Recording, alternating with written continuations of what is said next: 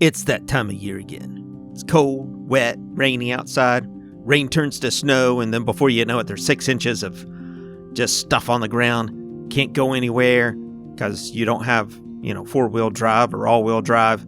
Car's just sliding all over the place. But this gives you an opportunity to go inside with these little guys and create some really fantastic works of art for your tabletop gaming.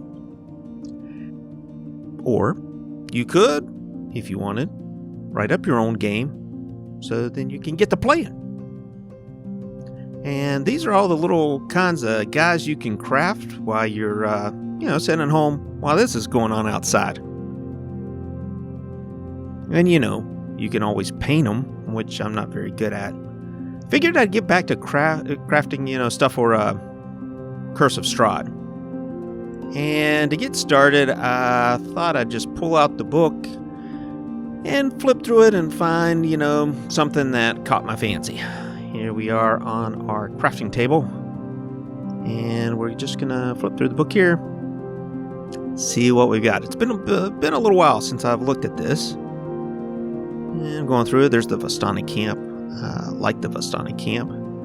I think this is that old woman that cooks up people. Spoiler. Let's just go through here a little bit more. That's pretty cool. Forgot about that. And then, Baba Lysaga. That's this section here with the little walking hut. I like that stuff. That's probably my favorite part of the game. I don't know why. I just think it's that. Oh, that's pretty cool. I think it's the walking hut. I really like that. There's Baba Lysaga, the mean, bad witch herself. Oh, I don't have Baba Lysaga. I don't have a miniature. I wonder if she's related to Baba Yaga from the Russian stuff. I bet it is. Anyway, you've got Baba Yaga turns into Baba Lysaga. I don't know how it all works. But now's as good a time as any to start looking for something for Baba Lysaga. So I'm going to go to the Googles and see what I can find. Baba Lysaga. Pictures. Now, I do have a 3D printer. I've got an Elegoo Mars. And, that's from the book. It's a cool picture. Here's a couple other pictures in here. Just get some inspiration before I go looking for a model. Barovian Witch. I wonder if that's from the module. Probably. There's the hut off on the right-hand side there. And it looks like a model there. I might have to go check that out. But I think I want to make Baba Lysaga first. Let's go see what models are out there. There's a model there. The very first thing that pops up. A couple more of that house. That walking house. I'm going to have to go check those out at some point. But focus. Now we're on to Baba Lysaga. Let me stop here.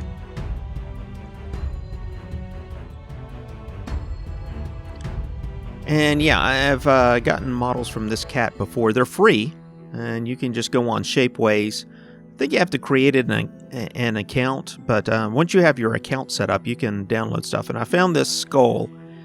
I found 2 models. One model contained this skull. So she actually flies around in a skull that is a giant's, from a giant's head. And then there's the Baba Lysaga model.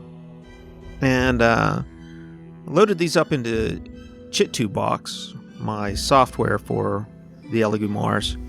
And just looking at it, I think I'll be able to print them both on the same plate. Let's see.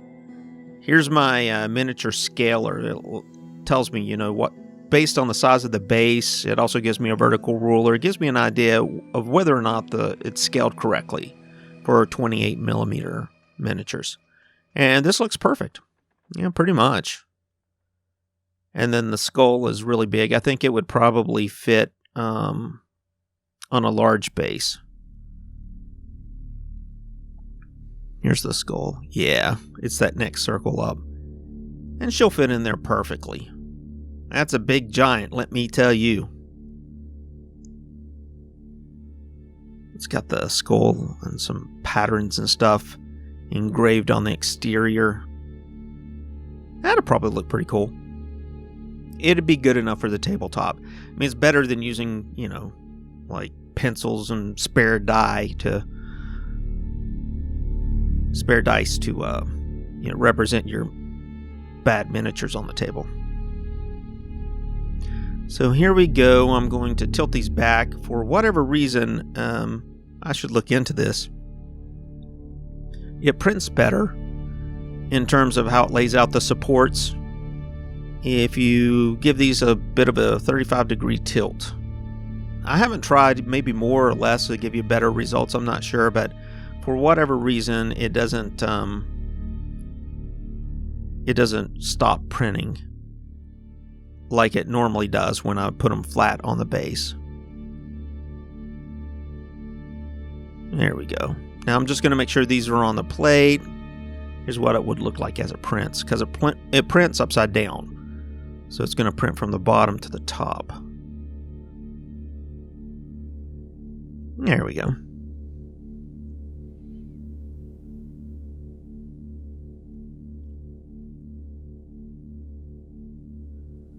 These are pretty good looking models. I think they're going to be perfect.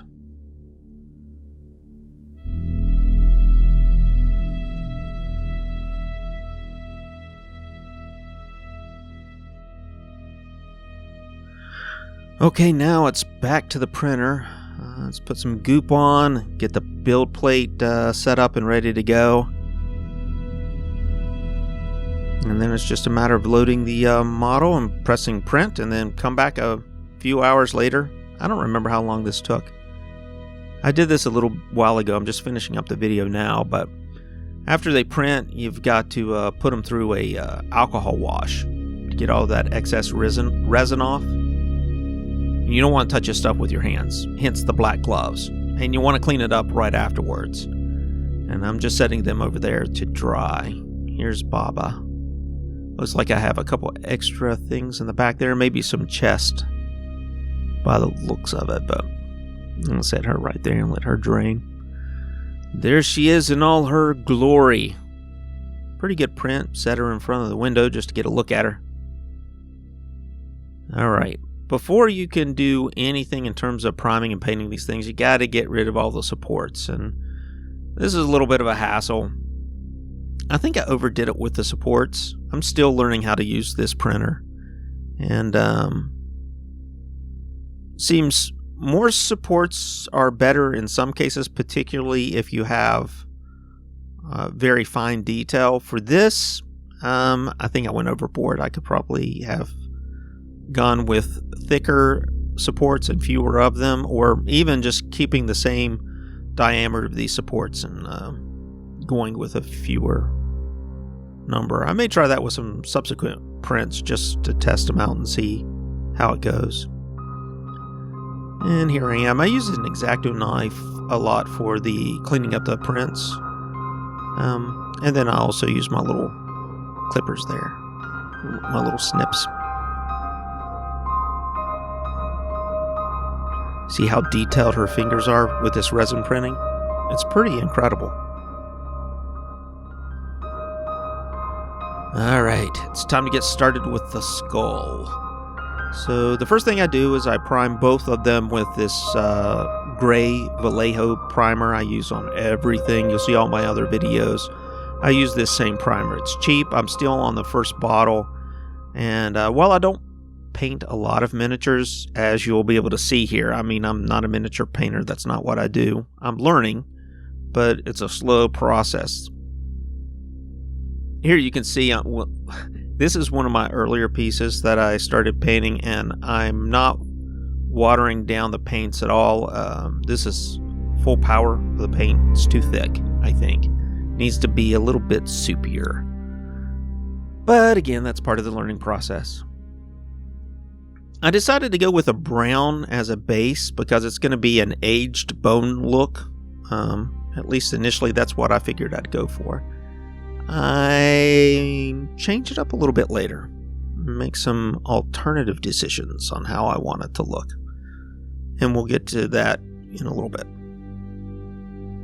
With Baba, I wanted her to have these old drabby robes. She's a witch after all.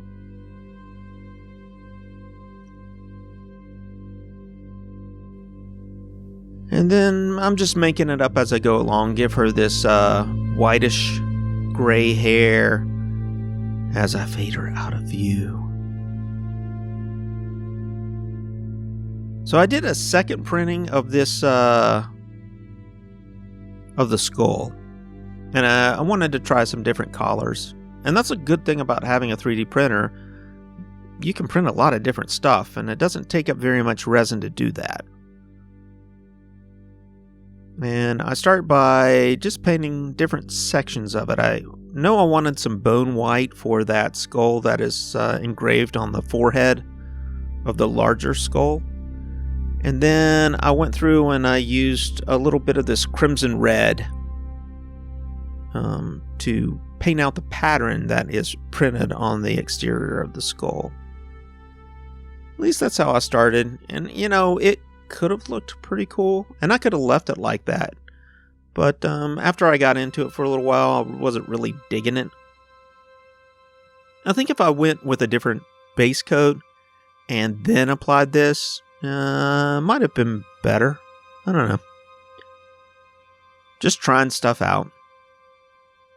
That little black eyes.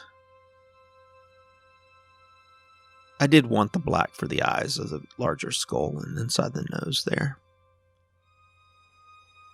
After I did this, I decided I would get like a blackish red and paint over the whole thing. And just see how that came out. And long story short, I liked it better than what I'd done before, so I'd keep it. This is the cool thing about those 3D printers. You just keep printing and printing and printing and practicing. You could even paint over these over and over and over again. I mean, how else are you going to learn? I mean, you really just have to do it. That's how you learn. Do it a half a dozen times and fail, and then go and check out other websites like Miniac.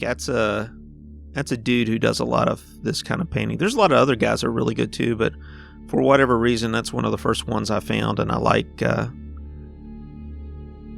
how he communicates. He cracks me up.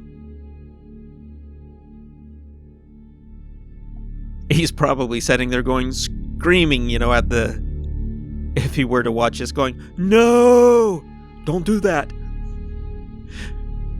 But, here I go. I'm sort of digging it. It got like this burnt red look going on there.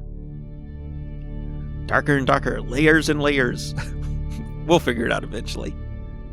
And this is what I came up with at the end. Now, by no means is this a professional job, but with a 3D printer and a little bit of time, you can put together something that's going to be better than using, a set of dice or a paperclip or something like that in lieu of an actual miniature. And I had a good time with it, so there. Anyway, we're going to wrap this up and move on to the next video, because I got to get started on that. Hope you liked it. If you did, give it a thumbs up. If you didn't, give it a thumbs down. And until next week, have fun and keep crafting.